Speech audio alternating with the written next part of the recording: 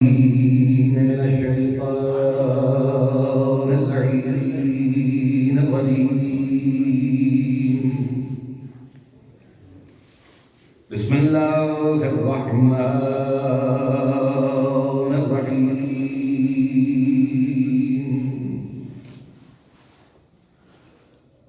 الحمد لله وكفى وسلام على عباده الذين اصطفى،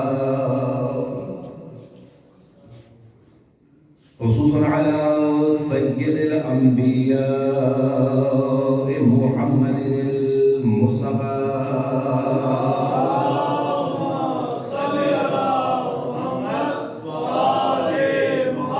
المركب بالياء والسين والطاء، وعلى آله الطيبين الطاهرين المعصومين النجباء الشرفاء،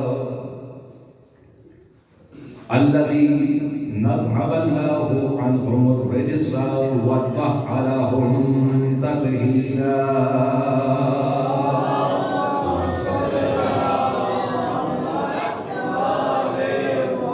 ولعنة الله على الملعون من يومنا هذا إلى قيام يوم الجزاء. أما بعد، فقد قال الله سبحانه وتعالى في كتابه المبين: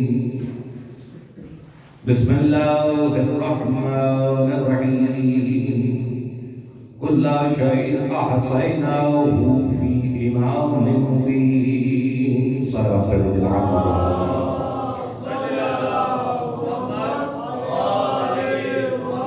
سب سے ملتمس ہوں کہ اس مرتبہ سورہ فاتحہ مع اخلاص جمیع مرحومین مومن مومنات بالخصوص بانیان مجلس کے لیے بانیان جامع جزا ہیں.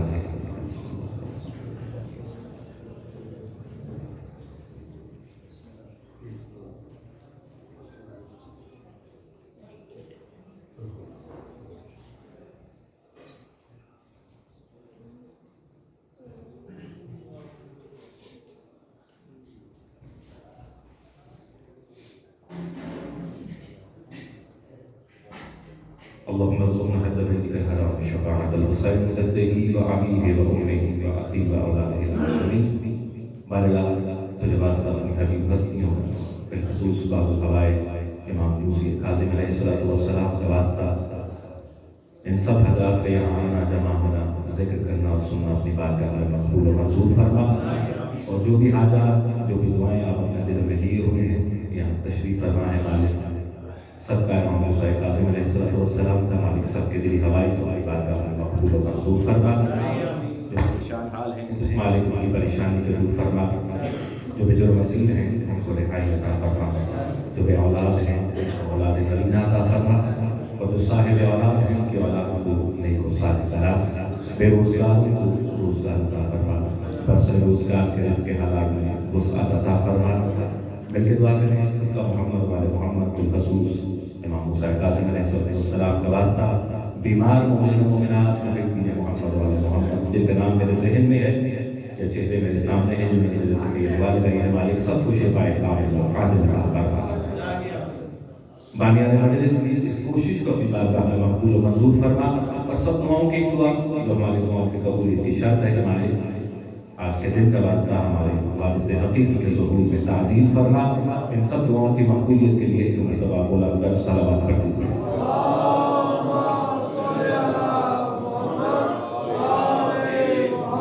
سادات عزام مومنین کرام، یقیناً بہت بڑا دن گزرا اور جو شب جس ہستی سے منسوب تھی یقیناً بہت بڑی شہادت خاندان رسالت قاسمین میں یقیناً کل کی شب بھی آج کا دن بھی یا باب الحوائج کی صدائیں بلند تھی. لوگ پرسہ دینے کے لیے، اشک بہانے کے لیے، اس تابوت کو ہاتھ لگانے کے لیے کہ جس کو زنجیروں میں چار مزدوروں نے اٹھایا. یقیناً ان کے دل میں عشق محمد مصطفیٰ صلی اللہ علیہ وسلم اور ان کی اولاد کا محبت ہے، ان کے لیے بڑا کڑوا ہے. تو تو ہم سب مل کر یقیناً جو سب سے زیادہ ثوابار ہے اس وقت امام زمانہ علیہ السلام کی خدمت میں حدیہ تشریف بھی پیش کرتے ہیں، تعزیت بھی پیش کرتے ہیں، اور اس دعا کے ساتھ کہ مالک ہمیں صحیح معنوں میں ان ہستیوں کی معرفت نصیب فرمائے اور ہم اپنی محبت کا صحیح معنوں میں اظہار بھی کر سکیں اور کچھ نہ کچھ اس زندگی میں اس کا حق بھی ادا کر سکیں۔ ساتویں امام ہیں میرے اور آپ کے امام موسی کاظم علیہ السلام۔ بڑا مختصر سا وقت ہے، یقیناً اگر آپ باقی ائمہ سے ان کی انفرادیت کو دیکھیے تو اس طرح سے منفرد ہے میرا اور آپ کا ساتواں امام باقی ائمہ سے کہ دو امام ایسے ہیں کہ جن کو اس دنیا میں لیکن کسی بھی امام کو آسان وقت نہیں ملا، لیکن امام موسیٰ کاظم علیہ السلام اور امام حسن عسکری علیہ السلام انہوں نے بڑا مشکل دور گزارا، بڑا چیلنجنگ دور تھا اس وقت، کیونکہ چیزیں تبدیل ہو رہی تھیں، چیزوں کو بدلنے کی کوشش کی جا رہی ہے۔ یقیناً جب آپ تاریخ کی کتابیں پڑھتے ہیں، حیات طیبہ کا مطالعہ کریں گے تو یہ چیزیں واضح ہوں گی کہ آیا ایسے کون سی چیزیں تھیں کہ جو اس امام کو باقی اماموں سے منفرد کر دیا۔ ہر امام نے اپنے دور کے حساب سے یقیناً ایک ایسی زندگی گزاری کہ جو باقیوں کے لیے مشعل راہ ہے، لیکن اس امام نے اور امام حسن عسکری علیہ السلام یقیناً میں کوشش کروں گا کہ آگے آنے والے وقت میں کچھ نہ کچھ تذکرہ کروں تاکہ معلومات تک کوئی نہ کوئی بات پہنچے میرے اور آپ کے ساتھ امام کے بارے میں۔ موسیٰ کاظم، اور اسی طرح جیسے کہ لفظ موسیٰ آتا ہے سماعت میں تو جناب موسیٰ علیہ السلام جو اللہ کے نبی ہیں، کلیم اللہ ہیں، ان کا بھی ذہن میں آتا ہے۔ تو جب یہ دونوں نام آتے ہیں تو انسان ہے، اللہ تعالیٰ نے عقل دی ہے، تو امام کا نام بھی موسیٰ ہے، ایک نبی کا نام بھی موسیٰ ہے، تو کچھ نہ کچھ تو ہوگا، کچھ نہ کچھ تو ہوگا۔ یقیناً یہ نام جو ہے یہ اس طرح سے نہیں ہے آل محمد علیہ السلام میں جتنے بھی نام ہیں یہ تو محمد ہیں یا علی ہیں، ائمہ میں بھی اسی طرح سے ترتیب ہے، لیکن یہ جو موسیٰ کاظم ساتھ لگا اور پھر جیسے ہی نام موسیٰ کاظم ذہن میں آئے تو جناب موسیٰ کا بھی تذکرہ قرآن پاک پڑھنے والے یقیناً چہرے میرے سامنے ہیں تو وہاں پہ بھی ہے کاظم، موسیٰ کاظم اور جناب موسیٰ۔ بہار کی روایت ہے کہ جب جناب موسیٰ کاظم علیہ السلام کی ولادت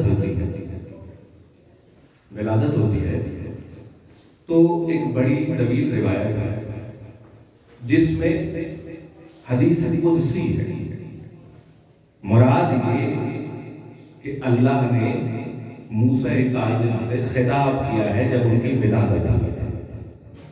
میں جو بات پیش کرنا چاہ رہا ہوں اپنے نوجوان تک پہنچانا چاہ رہا ہوں، باقی جگہ کہ میں وہ پہنچا سکوں، وہ موسیٰ نبی اللہ کے کلیم اللہ ہے، اللہ سے کلام کرتا ہے، یہ پیدا ہوتے ہیں اللہ تعالیٰ حدیث قدسی کے ذریعے سے۔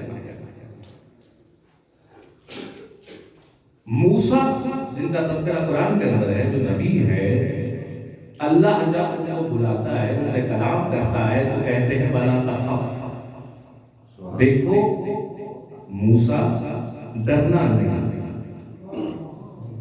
سمجھنے والے کلیم اللہ ہے، اللہ سے کلام کرنے والا ہے، لیکن اس کے باوجود قرآن بتاتا ہے کہ جب جاتے تھے تو جو ندا آتی تھی، جو آواز پہنچتی تھی، اس میں یہ بھی تذکرہ ہوتا تھا کہ دیکھو آ رہے ہو تو ڈرنا نہیں، یہ جو آواز تم تک پہنچی ہے دیکھیں اولے العزم نہیں ہے، ایسے ہی صاحب کتاب ہیں، صاحب شریعت ہیں، لیکن اس کے باوجود کیا ہے کہ خدا کہہ رہا ہے کیا، اور یہ وہ نبی کہ جس کے بارے میں قرآن یہ بھی بتاتا ہے کہ ہم نے اس کو موسیٰ کو چنا ہے، ہم نے موسیٰ کو چن لیا، کس کے ذریعے؟ معجزات کے ذریعے، اپنے رسالت کے ذریعے موسیٰ کو ہم نے چنا ہے، اے موسیٰ ہم نے آپ کو چنا ہے، وہ نبی کہ جس کو چنا گیا ہے، لیکن اس کے باوجود جب کلام ہوتا ہے تو کہا جاتا ہے کہ دیکھو ڈرنا مت، ڈرنا، یہی فرق ہے موسیٰ کلیم اللہ میں اور موسی کاظم میں، کہ جب کلیم اللہ سے بات ہوتی ہے تو یاد کروایا جاتا ہے، تنبیہ کی جاتی ہے کہ خوف زدہ مت ہونا، لیکن یہ موسیٰ کاظم ہے کہ جیسے ہی پیدا ہوتے ہیں اللہ کی وحی نازل ہوتی ہے حدیث قدسی بن کر کہ اے موسیٰ تم میرے وصی ہو۔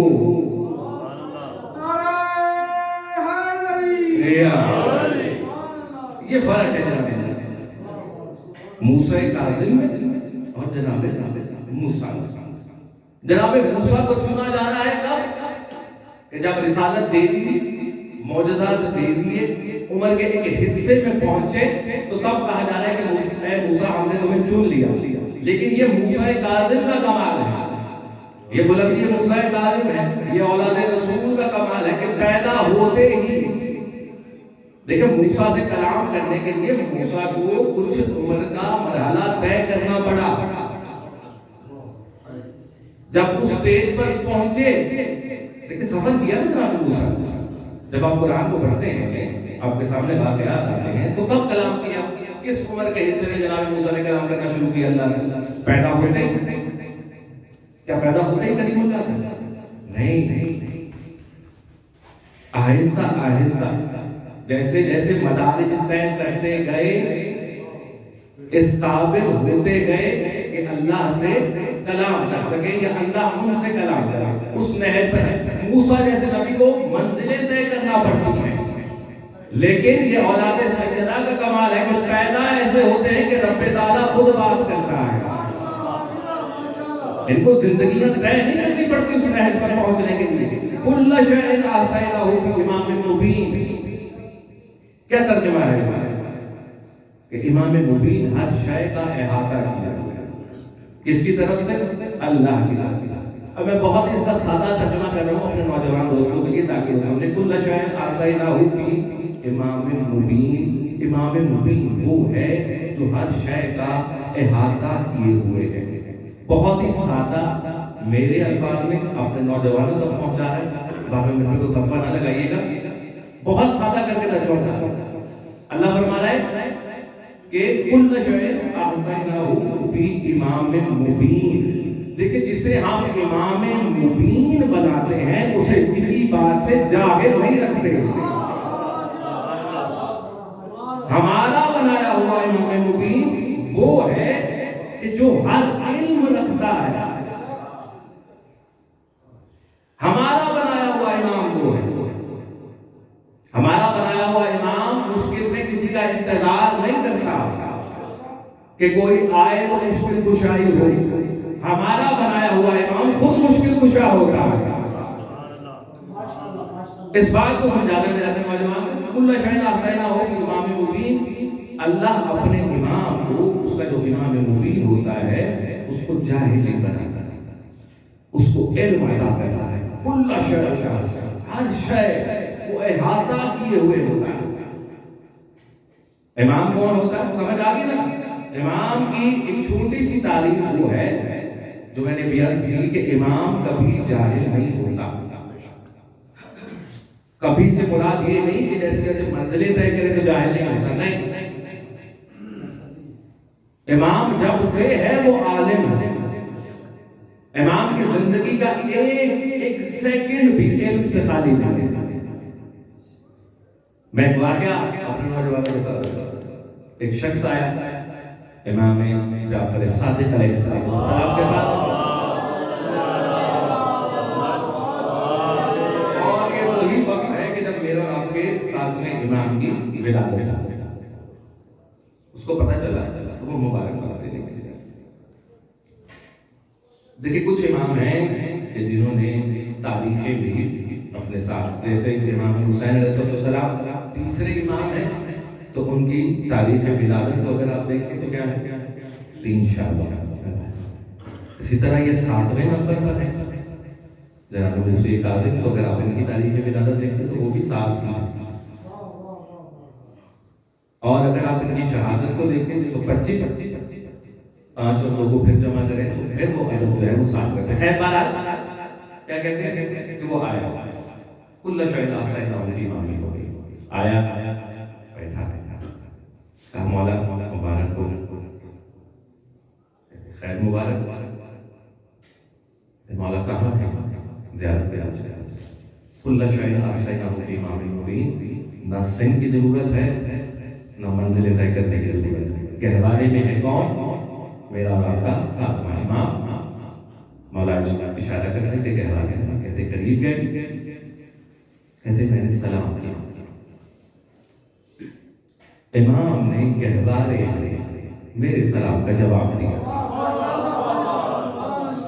اور صرف سلام کا جواب نہیں دیا، مجھ سے سوال کیا کہ کیا تم ہم سے واقعی محبت کرنے والے ہو؟ کیا تم حقیقتاً میرے بابا کے شیعہ ہو؟ تو کہتے وہ گھبرا کر ہاتھ جوڑ کے کہتے ہیں کہ شہزادے اگر میں نہ ہوتا تو میں کیوں خدمت میں آتا؟ میں خدمت میں کیوں آتا؟ کل شیء احصیناہ فی امام مبین۔ وہ کیا کہتا ہے کہ اگر میں آپ کا یا آپ کے بابا کا شیعہ یا محب نہ ہوتا تو میں کیوں بار جاتا، کیوں سلام کرنے کے لیے مبارکباد؟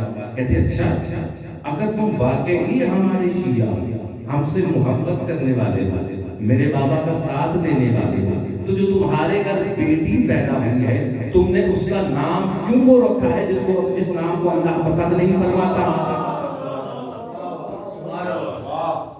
یہ گہوارے کی باتیں ہیں میرے اور آپ کے ساتھ میں یہاں کہ اگر تم واقعی ہو کل شیء احصیناہ فی امام مبین، تو تم نے وہ نام کیوں رکھا ہے جس کو اللہ پسند نہیں کرتا؟ کہتے مولا آپ ارشاد فرمائیں پھر کیا نام رکھا؟ کہا گھر جاؤ اس کا نام بتا، اور پھر مولا خود بتاتے ہیں کہ اس بچی کا نام یہ رکھو۔ تو کہتے وہ گھبرا کر جب آیا تو کہتا مولا میں آ گیا ہوں تو اسے زیارت کر کے شہزادے کی، تو امام جعفر صادق نے اچھا زیارت تو کر لی، تو چہرے پہ پسینے کیسے؟ کہتے مولا کیا بتاؤں، جیسے ہی پہنچا ہوں سلام کا جواب بھی ملا ہے، مجھ سے کلام بھی کیا گیا ہے اور مجھے ایک تاکید بھی کی گئی ہے، لیکن مولا میں یہ جاننا چاہتا ہوں کہ ایسا کیسے ہو سکتا ہے؟ کہتے قرآن کی تلاوت نہیں کرتے، کل شیء احصیناہ فی امام مبین، جو امام ہوتا ہے اس سے کوئی چیز چھپی ہوئی نہیں ہوتی، وہ ہر چیز کو جاننے والا ہوتا ہے۔ ایک صلوات پڑھ دیجیے محمد و آل محمد۔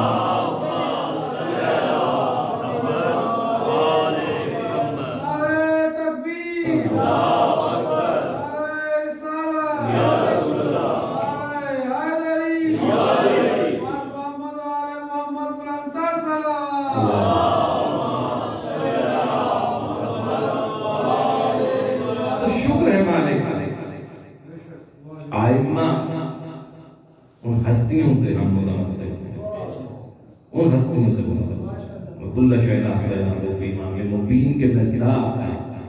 اور یہ مت ذہن میں لائیے کہ آیت جو ہے وہ صرف اور صرف امام علی علیہ السلام کے لیے نہیں، یہ 12 کے 12 اس آیت کے مصداق ہیں،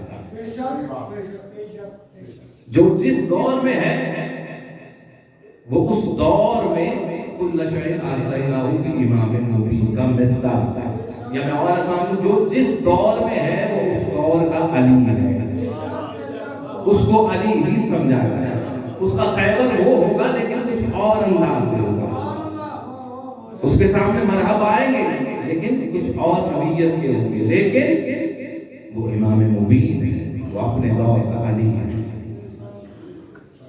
تو میرے اور آپ کے جو ساتواں امام ہے، میں بڑی جلدی سے بس آپ کی زحمتوں کو تمام کروں، 3 سال کا سن ہے میرے مولا، کتنا 3 سال کا سن۔ امام جعفر صادق کے ایک صحابی صفوان جمال کہا جاتا ہے، جمال اس لیے کہا جاتا ہے، لفظ جمال یہ جمال جمل کی وجہ سے کہ وہ اونٹوں کا کام کیا کرتے ہیں، جس طرح سے آج کل رنٹے کار ہیں، سمجھ رہے ہیں، کرائے پہ گاڑیاں لی جاتی ہیں سفر کرنے کے لیے آسانی کے لیے، تو وہ جو جمال تھے صفوان، ان کے پاس اونٹوں کی ایک کثیر تعداد تھی، تو وہ اسی طرح سے کہ اگر کوئی تاجر آیا ہے اس کو اونٹ چاہیے تو وہ دیا کر خیر 12 وہ بیٹھے بات کہے امام جعفر صادق کہتے ہیں مولا آپ کے بڑے بیٹے اسماعیل کہتے ہاں دیکھو دیکھو، کہتے اور چھوٹے بیٹے آپ کے اسے کاظم کیسے ہے؟ تو بڑا عجیب سوال کیا جب معلوم کہتے مولا آپ کے بعد آپ کی جگہ پر یا اس منصب امامت پر کون آئے گا؟ بڑے بیٹے یہی تو مولا فرماتے ہیں کہ بڑا بیٹا نہیں، یہ جن کو تم دیکھ رہے ہو یہ میرے بعد منصب امامت پر فائز۔ تو کہتے ہیں کہ مرتبہ جب اس نے دیکھا تو کیا دیکھتے ہیں کہ چھوٹا سا سن ہے اور ایک چھوٹا سا بکری کا بچہ ہے جس کے ساتھ دور سے وہ دیکھ رہے ہیں کھیل رہے ہیں امام موسیٰ کاظم اس کے ساتھ۔ تو کہتے ہیں جیسے اس کی نظر پڑی نا تو دوبارہ اس نے امام جعفر صادق کی طرف کیا، کہتے ہیں مولا جسارت ہے آپ معاف بھی فرمائیے گا، لیکن ہم نے دیکھا ہے سنا بھی ہے کہ جو آنے والا امام ہوتا ہے وہ لاہ و لعب سے اور کھیل کود سے دور ہوتا ہے، یعنی کہ اس کی خصوصیات میں یہ چیزیں نہیں ہوتی وہ جس طرح سے باقی دنیا کے بچے یا اس طرح سے کرتے ہیں بکریوں سے کھیل رہے ہیں۔ کہتے ہیں اچھا تمہیں یہ لگتا ہے؟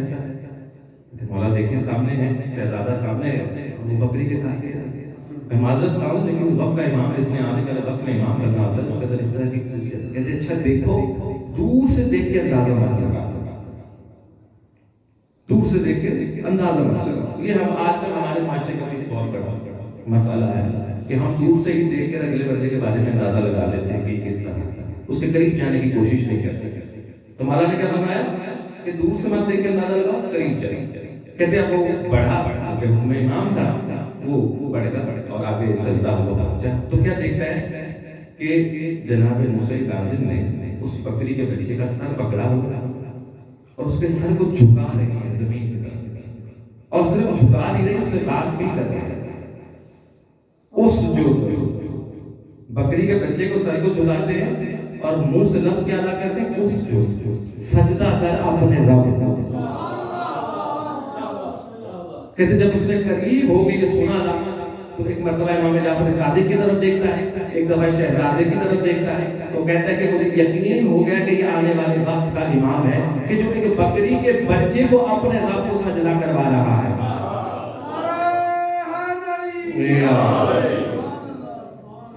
پیغام کیا ہے؟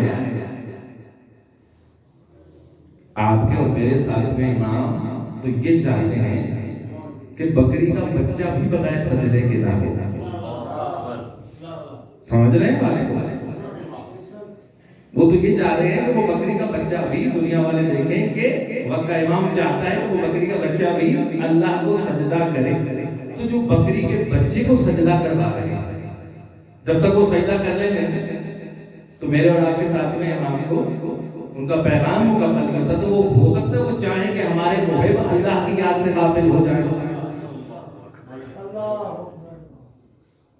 تو فضائل صرف اس حد تک نہ سنیے کہ ان کی شان اس میں چھپے ہوئے پیغام کو بھی محسوس کیجیے گا۔ اور اسی طرح کے اور کئی واقعات ہیں میرے اور آپ کے امام ساتھ میں، لیکن جو اہم ترین چیزیں ہیں جو امام نے اپنے دور میں کہ یہی وہ دور ہے کہ جو 4 ائمہ کا دور ہے، امام موسیٰ کاظم علیہ السلام، جس میں باقی تمام 4 ائمہ بھی موجود ہیں، جہاں پر فلسفے کو بھی اس کی طرف بھی دھیان دلایا جا رہا ہے۔ اس کے ساتھ ساتھ فقہا بھی ہیں موجود ہیں، اس کے ساتھ ساتھ ایک اور بادشاہت کا نظام بھی جاری ہے جس سے میرا اور آپ کا امام چیلنج اس کو قبول کر کے اور اسے نبردہ جمع ہو رہا ہے، اور پھر اس کے اوپر صوفیزم اس کا آغاز بھی امام موسیٰ کاظم علیہ السلام کے دور سے، یعنی کہ یہ چاروں طرف سے حکومت وقت کی طرف سے تیار کرتا، لوگ اپنا اپنا چورن بیچ رہے ہیں، اپنی اپنی چیزوں کو عام لوگوں کے اندر پھیلا رہے ہیں، اور وہیں پہ یہ رسول کا پیغام، اللہ کے پیغام کو رسول کے پیغام اس طرح سے پھیلا رہا ہے کہ کہیں ایسا نہ ہو کہ جگ کی محنت ضائع ہو جائے۔ میرا اور آپ کا ساتواں امام ہے. کیا زندگی گزاری ہے میرے مولا نے. 14 سال قید تو ایک وقت کی ہے. اس کے علاوہ کتنی دفعہ ایسا ہوا کہ مولا کو قید کیا گیا, اور اس کی وجہ کیا ہے کہ انہوں نے دیکھا کہ ہم نے چاروں طرف سے گھیرا بھی ہوا ہے, کوشش بھی کر رہے ہیں کہ لوگ متوجہ ہوں ان لوگوں کی طرف جن کو ہم نے کھڑا کیا, لیکن یہ اپنی حکمت کے ذریعے, اپنی فصاحت کے ذریعے, اپنے علم کے ذریعے لوگوں کو مرغوب بھی کر لیتے ہیں اور صحیح حق کے پیغام کی طرف متوجہ بھی کر دیتے ہیں. یہ زندگی گزاری ہے میرے اور آپ کے ساتھ نہیں. میں نے عرض کیا کہ فقہاء بھی جاروں کے جاتے ہیں, امام بھی, اور وہ فتوے بھی جاری کر رہے ہیں. بس ایک چھوٹا سا واقعہ سن لیجیے اور اس کے بعد مصائب کے چند جملے. نعمان بن ثابت, یقیناً آپ اسلام سے بڑی اچھی طرح سے آشنا ہیں, واقعہ بھی آپ سنا ہوگا. بیٹھے ہیں کہاں پر, آتا ہے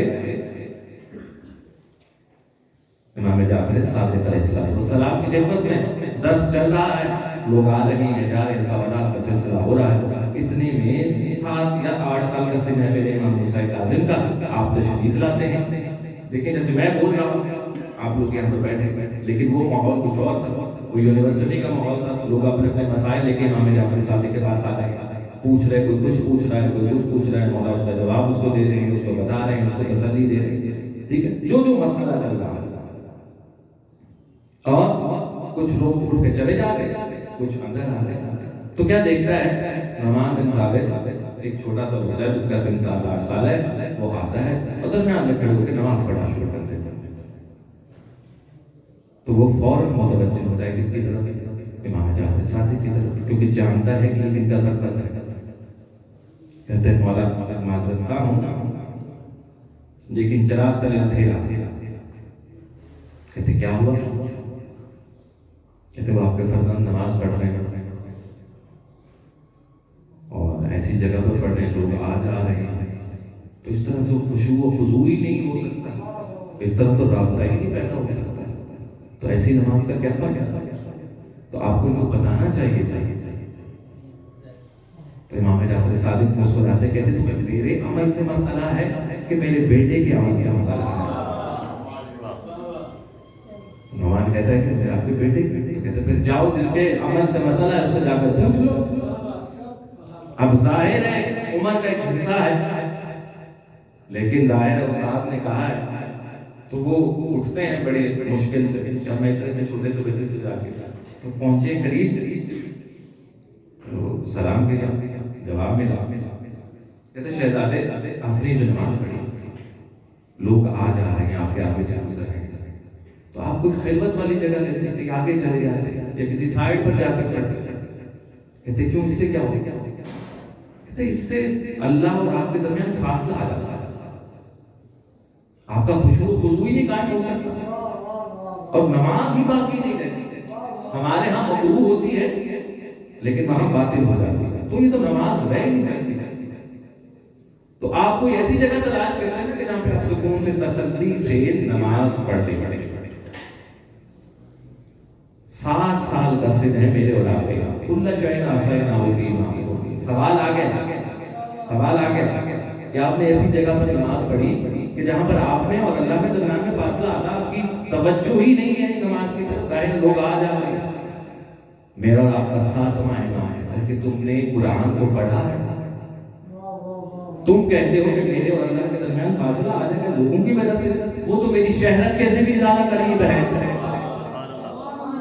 تو جو میری شہرت سے بھی زیادہ قریب ہے, میں موسیٰ کاظم کی نماز میں خلل پڑھ ہی نہیں سکتا کسی کے آنے اور جانے سے, کیونکہ اللہ مجھ سے اتنا قریب ہے.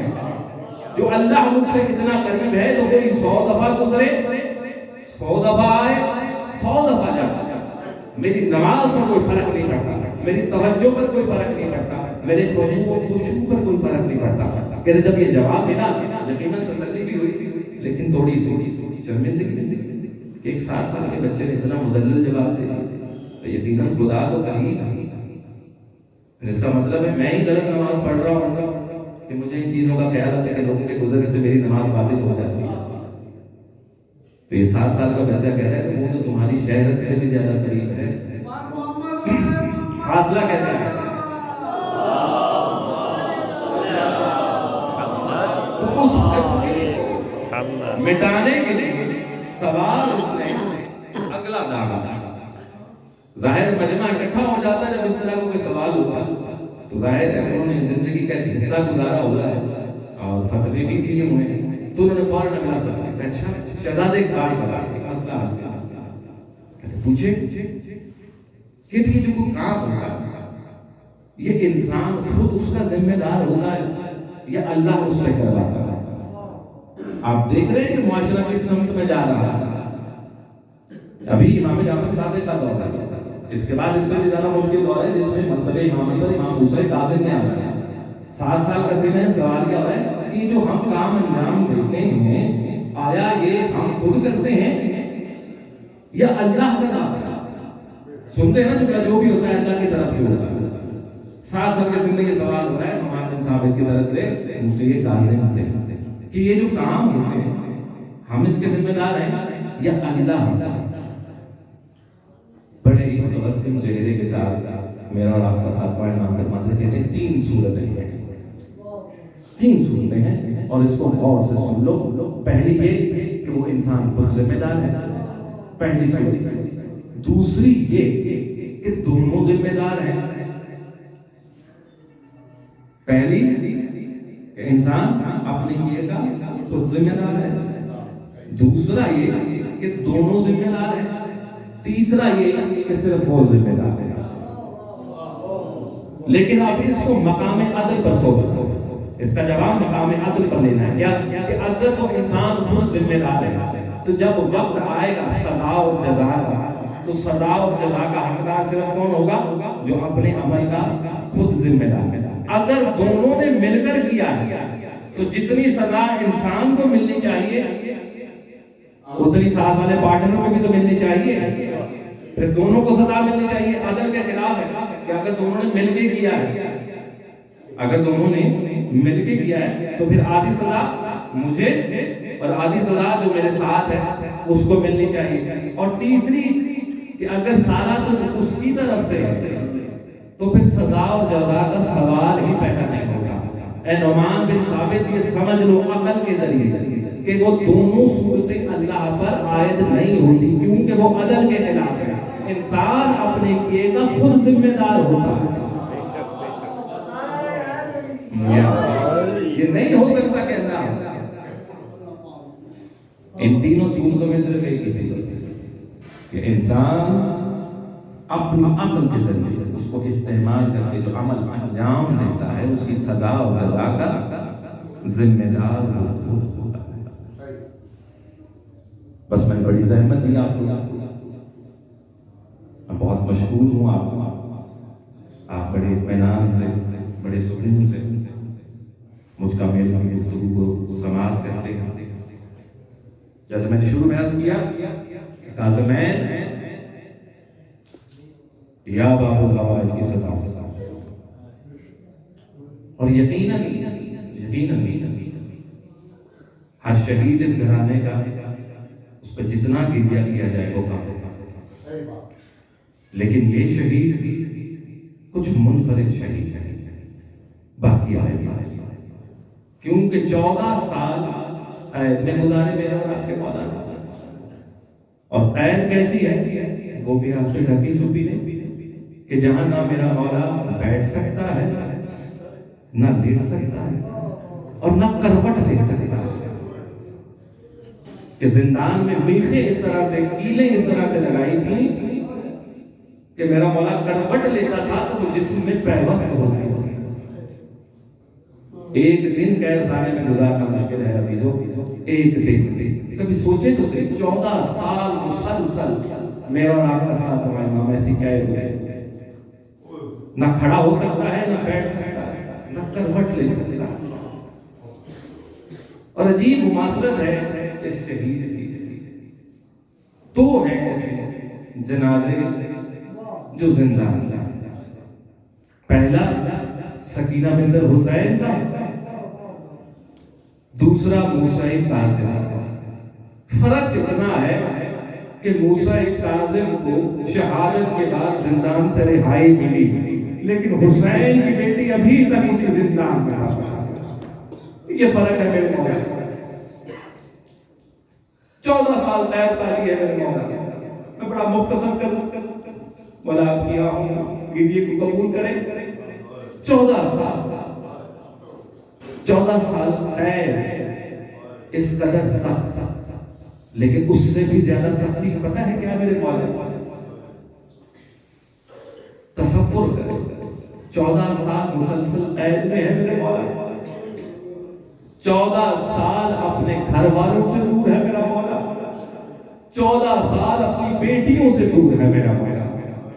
بی بی معصومہ فاطمہ تم کو بھی آ جائے، آپ نے غصہ پیش کرنا کہ بی بی آپ کے بابا کو غصہ دینے آئے ہیں، قبول کیجئے گا، ہمیں اتنی ہمت دیجئے گا کہ ہم کبھی آ کر آپ کے روزے کی جالی سے لپٹ کر آپ کو آپ کے بابا کا غصہ دے سکے، امام رضا کے روزے پر جا کر ان کے بابا کا غصہ دے سکے۔ کہتے 14 سال میرا مولا اپنے گھر والوں سے دور ہے، اپنے بچوں سے دور ہے، امام علی رضا سے دور ہے، امام علی رضا سے تو پھر بھی معجزتاً ملاقات کرتے ہیں، لیکن وہ بیٹیاں، مولا کی وہ بیٹیاں جو ہر روز اس آس میں ہوتی ہیں کہ شاید آج ہمارا بابا واپس آئے، شاید آج ہمارا بابا واپس آئے، لیکن بابا واپس ہے۔ دیکھیے بیٹیوں کا بڑا عجیب رشتہ ہوتا ہے ماں کے ساتھ۔ جناب ابراہیم جیسا نبی اللہ سے دعا کرتا ہے، مالک مجھے بیٹی عطا کر جو میرے جنازے کی زینت بنے۔ اللہ اکبر، مولا موسیٰ کاظم آپ کی قربان، اللہ نے بیٹی بھی عطا کی، لیکن ایسا موقع نہ آ سکا کہ وہ آپ کے جنازے پر آ کر میری یاد کر سکتی، فرصت دے سکتی۔ کہتے کہ وقت گزرتا جا رہا ہے، وہ وقت قریب آیا، حاکم وقت نے زہر دیا میرے مولا، زہر دیا، واپس زندان میں میرا مولا 3 دن زہر اثر کرتا رہا ہے میرے مولا۔ کس میں؟ قید خانے کا عالم میں نے بتایا کہ نہ اٹھ سکتا ہے میرے مولا، نہ بیٹھ سکتا، نہ کروٹ لے سکتا۔ اب ذرا تصور کیجئے کہ انسان کو زہر دے دیا گیا ہے اور ایسی جگہ پر ہے کہ جہاں وہ نہ بیٹھ سکتا ہے، نہ لیٹ سکتا ہے، نہ کروٹ لے سکتا ہے۔ جس کو زہر دیا گیا ہوتا ہے نا میرے مومنو، جن کو زہر دیا گیا ہوتا ہے، 2 چیزیں بڑی شدت سے اس کی احتیاط ہوتی ہے۔ ایک یہ کہ کوئی اس کو پانی پلا دے یا اس کو کھول کر تڑپنے دیا جائے۔ آئے میرا مولا 3 دن تک کسی شقی نے پانی پلایا، پانی کا ایک گھونٹ میرے مولا تک نہیں پہنچا، اور تڑپ اس لیے نہیں سکتا کہ اگر کروٹ لیتا تھا تو زندان کی میخیں میرے مولا کے جسم کے اندر محبت ہوتی۔ امام زمانہ اس لیے سلام کرتے ہیں، سلام ہو میرا اس شہید پر کہ جس کے بدن کے گوشت کو اس کی زنجیریں کھا گئی۔ کہتے ایک مرتبہ اعلان ہوا کہ رافضیوں کا امام مارا گیا۔ میں بس مختصر کر رہا ہوں، ابھی جب یہ تابوت برآمد ہوگا آپ زیارت کیجئے گا، ذہن میں تصور رکھیے گا کہ وہی تابوت ہے، یہ وہی تابوت ہے جس میں 18 بیٹے ہیں، لیکن کوئی کاندھا دینے والا موجود نہیں تھا۔ کہتے ایک دفعہ اعلان ہوا بغداد کے اندر کے رافضیوں کا امام مارا گیا۔ امام احمد ابن حنبل آئے، کہتے ایک مرتبہ آگے آئے، کہتے ان سے کہا تھا کہ جاؤ دیکھ کر آؤ، تم بھی صاحب فتویٰ ہو، 9 سال کی عمر سے فتویٰ دے رہے ہو، 18 سال کا سن ہے احمد ابن حنبل، کہتے جاؤ دیکھ کر آؤ کہ کہیں کچھ ایسا تو نہیں ہے کہ یہ جو رافضیوں کا امام ہے اس کو کسی تشدد کے ذریعے ہم نے مارا ہے، جاؤ دیکھو اور فتویٰ دو کہ یہ طبعی موت رخصت ہو۔ کہتے ساتھ میں اشرفیوں کی ایک تحریک دی گئی، احمد بن حنبل اندر جاتے ہیں، کہتے جب اندر گئے ہیں کچھ دیر بعد چیخیں مارتا ہوا احمد بن حنبل باہر آتا ہے، کہتا کہ اگر مجھے ساری زندگی زندان میں بھی رکھو تو میں کبھی یہ فتویٰ نہیں دوں گا کہ یہ جو جانے والا ہے یہ طبعی موت مرا۔ کہتے میں نے چہرے سے کفن ہٹا کر دیکھا، میں نے جس پہ آدھار کو دیکھا، جسم کا کوئی ایک حصہ ایسا نہیں کہ جس پہ تازیانہ نہ لگایا گیا ہو۔ کہتے کچھ وقت گزرا، لوگ اکٹھے ہونا شروع ہوئے، کہتے قید خانے سے جنازہ برآمد ہونا، ابھی تابوت آئے گا آپ زیارت کریں گے۔ کہتے کہ قید خانے سے تابوت امام موسیٰ رضا کا اس طرح سے برآمد ہوتا ہے کہ موسیٰ کاظم کا جنازہ 4 मजदूर लेकर कैद खाने से बाहर आते हैं, ऊंची ऊंची सदा दे रहे हैं। देख लो लोगों, मुसलमान और आफजीयों का इमाम मारा गया, कहते हैं कि जनाजा कंधे पर उठाया हुआ लेकर आगे बढ़े, कोई साथ चलने को तैयार नहीं।